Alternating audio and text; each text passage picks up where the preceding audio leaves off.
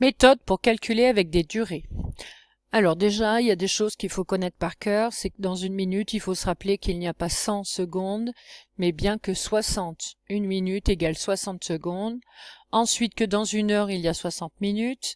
Et du coup, si une heure fait 60 minutes et que dans une minute, il y a 60 secondes, quand on fait 60 fois 60, on obtient 3600. Donc dans une heure, il faut retenir qu'il y a 3600 secondes. Donc ça, ce sont les prérequis qu'il faut connaître. Ensuite, on va voir comment faire pour ajouter ou soustraire des durées. Alors, problème d'addition de durée. La version longue du Seigneur des Anneaux, donc le Seigneur des Anneaux, c'est un film qui dure très longtemps. La version longue, elle dure 4h27 minutes. Si Mathieu commence à regarder le DVD à 19h36 minutes, à quelle heure aura-t-il fini le DVD? Donc il commence à 19h36, il va regarder le film et on aimerait savoir à quelle heure il se termine. Donc pour cela, il faut bien effectuer une addition de durée.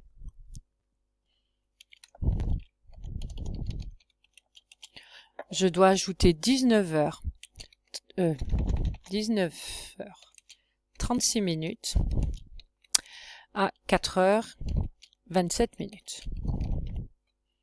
Pour cela, on fait une opération posée. Écrit là, c'est une addition, on le met plus. Alors ça se pose comme les additions normales et on va voir qu'il y a quand même une différence à cause des retenues et le fait que les retenues ne sont pas à 10 ou à 100, hein, mais que dans une heure, il y a 60 minutes. Alors, au début, ça marche pareil.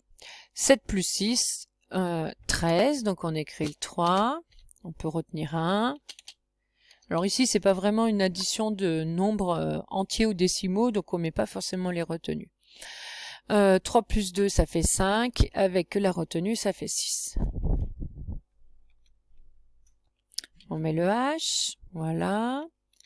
Et on ajoute les heures. 19 plus 4, on obtient 23. Donc ça, c'est quand on pose simplement l'opération comme si c'était des nombres entiers. Donc là, on ne s'est pas posé la question. On a vraiment ajouté chiffre par chiffre pour avoir le nombre de minutes et le nombre d'heures. Mais il y a un souci. Dans cet exemple-là, on se rend compte qu'on a dépassé les 60 minutes. 23h63 minutes, ça se dit pas. Donc on est obligé de convertir et la conversion va vous demander de la justifier. Donc on écrit que 23h63 minutes.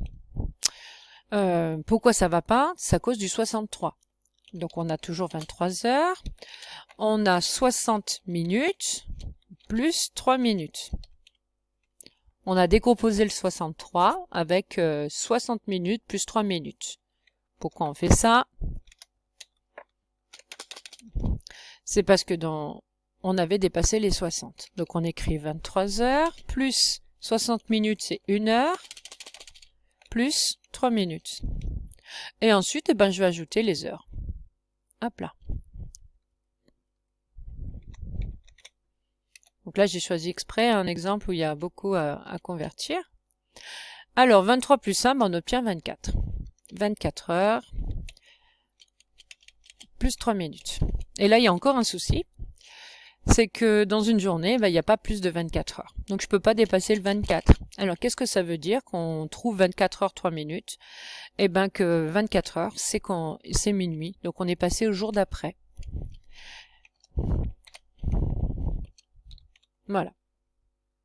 Donc j'ai converti, maintenant j'ai plus que ma phrase réponse à mettre.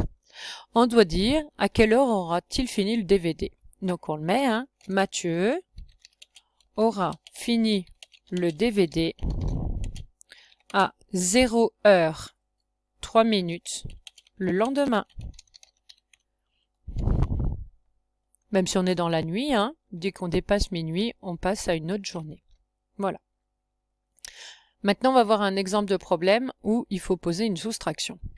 Au cinéma Le Palace, donc c'est le nom du cinéma, la première séance du soir a commencé à 19h45 minutes et la séance est terminée à 21h 33 minutes. Et on aimerait bien savoir combien de temps a duré cette séance. Donc c'est un problème concret. Donc c'est simplement une séance, hein, donc un seul film. Donc vous avez le droit de vous tromper, mais pas d'écrire des bêtises. Si le film commence à 19h45 minutes, il peut pas se terminer, par exemple, à 16h. Parce que du coup, il se terminerait avant d'avoir commencé, c'est très ennuyeux. Donc il faut vraiment que ça soit quand même des valeurs qui sont possibles. Tout le monde a dû déjà aller au cinéma pour savoir combien de temps dure un film. Alors ici, pour répondre à ce problème, donc il faut effectuer une soustraction. En fait, il faut calculer l'écart entre l'heure de fin et l'heure de début. Donc on doit effectuer une soustraction. 21h moins 19h45 minutes. Et c'est ça qu'on va poser. Ah oui, 21h, j'ai oublié les 33 minutes, comme c'était à la ligne. Voilà. Alors, je pose une soustraction. Mais il y a un souci. Donc là, il y a un souci, parce que je peux pas enlever 45 minutes à 33. On est bloqué. Donc là, c'est pas une histoire de retenue. Je vais pas mettre des retenues. Par exemple, on peut pas enlever 5 à 3. Je mets des retenues comme on pose avec les nombres décimaux. Et là, ça vient du fait que dans une heure, il n'y a pas 100 minutes, mais que 60. Donc à cause des retenues, je peux pas le poser comme avec des nombres décimaux, donc faites attention. Il y a des élèves qui remplacent le H par une virgule et tout devient faux. Donc vraiment, quand on convertit, ou quand on fait des calculs avec des heures et durées, il faut vraiment garder les heures, les minutes et les secondes. Alors ici, comme on peut pas enlever 45 minutes à 33, on fait ce qu'on appelle, et ce que je vous avais dit qu'on ne devrait pas faire avec les nombres décimaux, les nombres entiers, mais on va casser les unités. Donc ici, alors, on essaie de le faire d'une autre couleur pour qu'on se rende compte que ça fait partie de la méthodologie. Alors je vais bien le grossir pour qu'on voit bien. Je casse les heures, j'en enlève une. Du coup, j'en ai plus 21, j'en ai plus que 20. Voilà. Bah, décidément. Voilà. Et cette heure-là que j'ai enlevée, je vais la mettre du côté des minutes. Mais ce qu'il faut se rappeler, c'est qu'une heure, quand je la mets en minutes, ça en fait 60. Donc je dois ajouter 60 et 33. Et 60 plus 33, hop là, ça fait 93. Donc ici, je vais écrire 93 minutes. Donc on change de couleur pour bien voir que ça fait partie de la méthodologie. Je casse les heures, je casse une heure, et cette heure-là, je la convertis en minutes, 60, et je la mets du côté des minutes. Et maintenant, on peut. Alors ici, c'est pareil, on fait pas 5, on fait pas 3 moins 5, mais on va prendre les nombres à deux chiffres globalement. Donc de 45 pour aller à 93. Donc dans sa tête, on part toujours du plus. Quand il y a des soustractions avec retenue, on part du petit nombre pour arriver au grand. Donc de 45, je vais m'arrêter à la dizaine supérieure, donc 50, il manque 5. Et je retiens dans ma tête 5. De 50 pour aller à 90, il manque 40. Et de 90 pour la 93, il manque 3. Donc j'ai trouvé 5 plus 40, voilà, plus 3. On obtient, hop là, 48.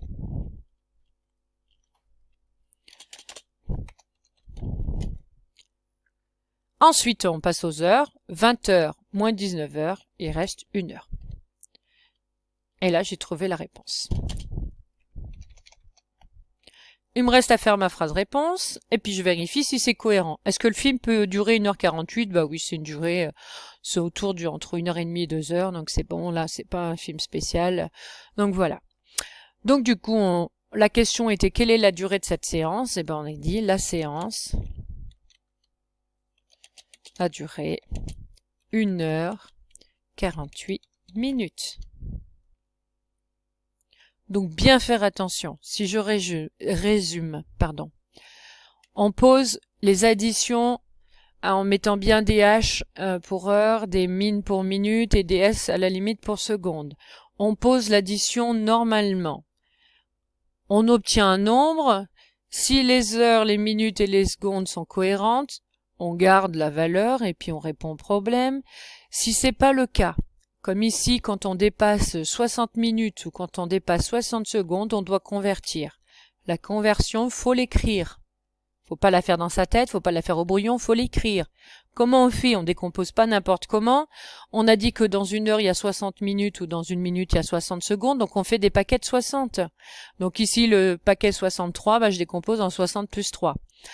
On convertit ensuite le 60 minutes en une heure. Je regroupe les heures. Il me reste 3 minutes et je réponds ici en français.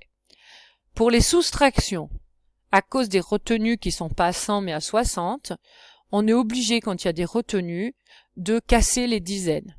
Enfin, casser les unités, casser en tout cas les unités de durée qu'on a. Donc on enlève une heure au nombre d'heures, qu'on convertit en 60 minutes et qu'on ajoute avec les minutes qu'on avait. Voilà, donc la méthode est terminée.